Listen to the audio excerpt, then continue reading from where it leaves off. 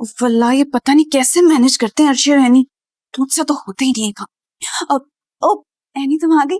देखो मुझे पता था तुम आ रही हो, मैंने तुम्हारे लिए भी चाय बनाई है, पियोगी ना तुम चाय? मैं आती। अच्छा वो जावियार प्लीज यार, उसका तो अभी नाम भी मत लो मेरे सामने। ओहो वो अम्मी अब्बू के साथ बैठा हुआ है, तुम्हारा ही इंतजार हो रहा है। चलो आजो।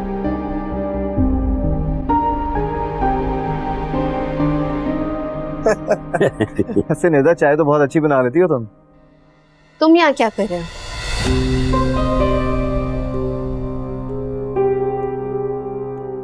मुझे पहले ही समझ जाना चाहिए था कि तुम्हारी नेक्स्ट मूव क्या होगी। हाँ बिल्कुल, क्यों नहीं, सही कह रही हो तुम। भाई देखो, इस रिश्ते के लिए मेरा ग्रीन सिग्नल बहुत जरूरी है। ओके क्यों अंकल आंटी, ठीक कह रहा हूँ ना मैं? एनी, एक मिनट फूफा जान, तुम्हें किसने कहा कि मैं तुम्हारे ग्रीन सिग्नल की मोहताज हूँ? और एक बात और, तुम्हें ये इख्तियार मैंने कभी नहीं दिया कि तुम मेरी जिंदगी के फैसले लो। लेकिन जावियार अपनी जगह ठीक है, हम फैजी के मामले में आंख बंद करके फैसला नहीं कर सकते। अच्छा तो फिर आप इससे पूछे ना, इतने अरसे ये कहाँ था? मेरे माँ बाप इस दुनिया से चले गए, क्या ये आया? ये नहीं आया। तो तुम क्या मेरी वजह से फैजी से शादी कर? नहीं, मैं फैजी से इसलिए शादी कर रही हूँ क्योंकि वो एक अच्छा और सच्चा इंसान है।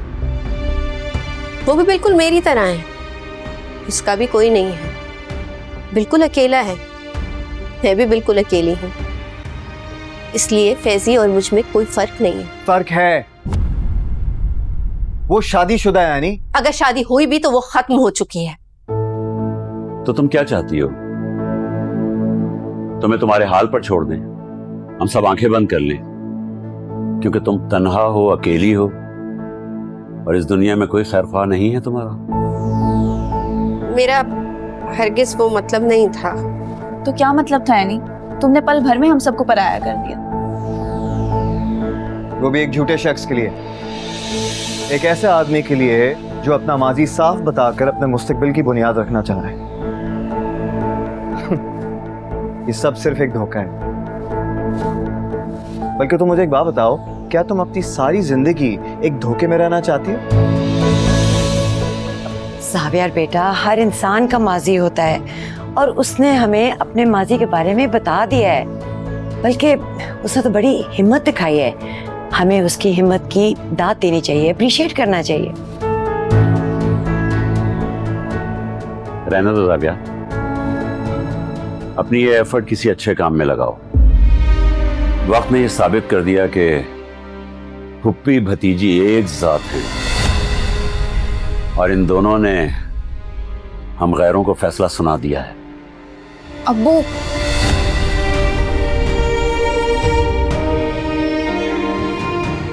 निदा, सब कुछ तो सुना दिया तुमने एनी, और क्या सुनाना बाकी रह गया?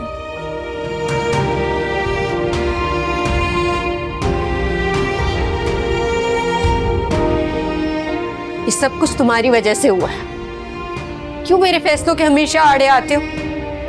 क्यों नहीं देख सकते मुझे तुम कभी खुश? क्योंकि मैं चाहता हूं तुम्हारी आंखों की चमक तुम्हारे आंसुओं की वजह से मानना पड़े। दर्द मिला पर कम है, आंखों में कोई गम नहीं। रूठ गए तुम जब से, होश नहीं है तब से, ठहर गया है दिल।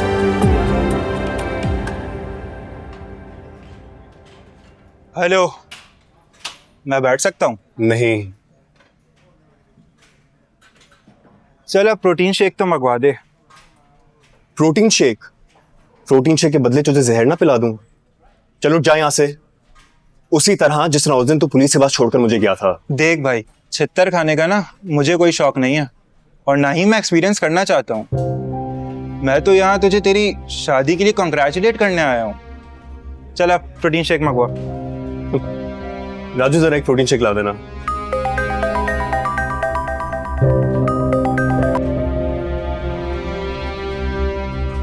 हाँ हेलो जहाजेब। लेकिन जहाजेब तुम्हारा तो अगले साल आने का प्लान था ना?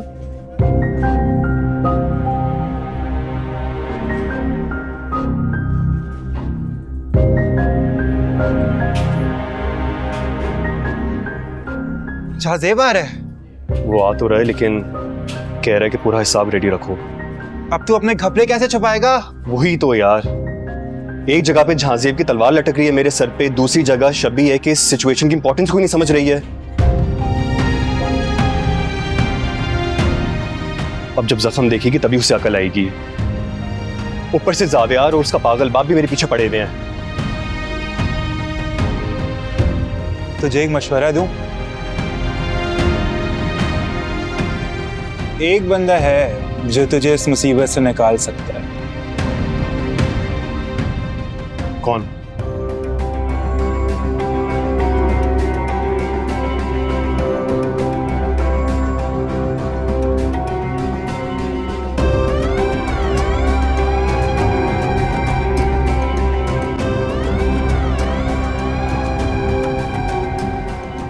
आदिल वो जो है ना, बातों से नहीं मानने वाली, मुझे कुछ और करना पड़ेगा। तुमने जो करना था वो कर लिया। मुझे तो लग रहा है वो तुम्हारी जिद में आके फैसला कर रही है। यार तुम जो हो ना, अपने दिल पर हाथ रख के मुझे एक बात बताओ, तुम अपनी बहन की शादी के फैसले से मुतमईन हो या नहीं? Are you at ease? और जहां तक एनी की बात है, उसने तो खावर को सही तरह से जज भी नहीं किया। और वो क्या नाम है उसका, वो so called Faizi well mannered cultured इंसान जिसके चेहरे पे नकाब है, उस फ्रॉडी को कब पहचानेगी वो? Hold on, what's wrong with you? इतना इमोशनल क्यों हो रहे हो तुम? तुम्हें इस तरह देख के मुझे तो लग रहा है तुम एनी के लिए कोई बहुत बड़ी प्रॉब्लम खड़ी कर दोगे। मैं क्या गलत करूंगा आदिल? तुम्हें क्या लगता है मैं विलन बनकर उसकी शादी पे पहुंच जाऊंगा कि जी ये शादी नहीं हो सकती? वही शक्ल देख के तो मुझे लग रहा है तुम कुछ ऐसे ही प्लान करने वाले हो। यार क्या हो गया तुम्हें? मेरे चेहरे पे लगता है कि मैं कोई प्लानिंग कर रहा हूं। अगर तुमने ऐसा कुछ किया तो याद रखना वो मेरी दोस्त है। तुम्हारे इस प्लान के रास्ते में ना मैं खड़ा हूँ। तो आदिल वो मेरी भी कुछ लगती है यार। ठीक है, अगर वो फैजी के साथ शादी करना चाहती है तो मेरी बला से आई डोंट केयर, भाड़ में जाए यार वो। वेरी गुड, होना भी ऐसे ही चाहिए क्योंकि तुम्हारे जैसे लोग और कुछ भी नहीं कर सकते, सिर्फ महबूबा की शादी पे ना कुर्सियां लगा के। लिसन यार Adil, just cut the crap और मेरी बात सुन, ठीक है? तुझे मेरा एक काम करना होगा और वो काम ये है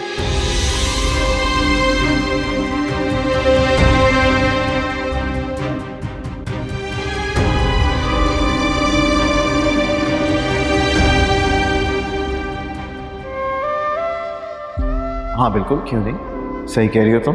भाई देखो, इस रिश्ते के लिए मेरा ग्रीन सिग्नल बहुत जरूरी है। रहने दो जाविया,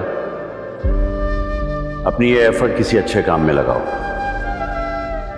वक्त ने ये साबित कर दिया कि फुप्पी भतीजी एक जात हैं और इन दोनों ने हम गैरों को फैसला सुना दिया है।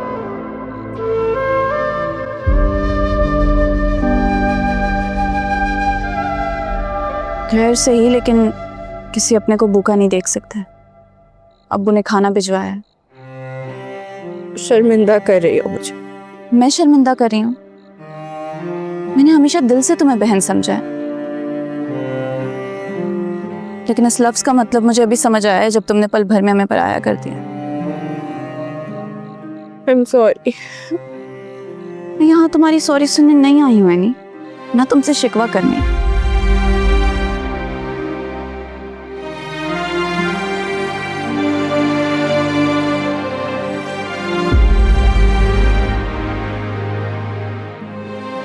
जानती हूँ तुम परेशान हो,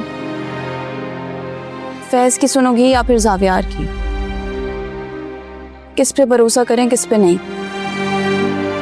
लेकिन एक बात कान खोल के सुन लो, मैं और अब्बू गैर नहीं है, न थे न कभी होंगे। खाना ठंडा होने से पहले खा लें।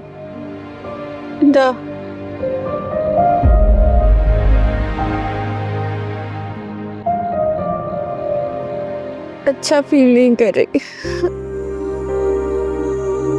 बहुत दिल घबरा रहा है।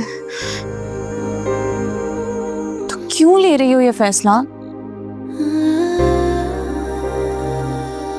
अमेरिका 2 कदम पे नहीं है नी, वहां क्या होगा क्या नहीं, और तुम कैसे इस फैसले पे यकीन कर सकती हो? मैं ये नहीं कह रही कि तुम जावियार की बात मानो, लेकिन इस मामले का तीसरा हल भी तो है। वो क्या? तुम इनकार कर दो इस फैसले से। ऐसा कैसे कर सकती हो? तुम जानती हो फुप्पो। फुप्पो को समझना होगा कि फैज आखिरी मर्द नहीं है इस दुनिया का, और अगर उन्हें लगता है कि तुम्हारी शादी की उम्र निकली जा रही तो शादी की कोई उम्र नहीं होती। बाकी तुम्हारी अपनी जिंदगी है, तुम्हें गुजारनी, मैं कुछ नहीं कहूंगी। कैसे समझाऊं सबको?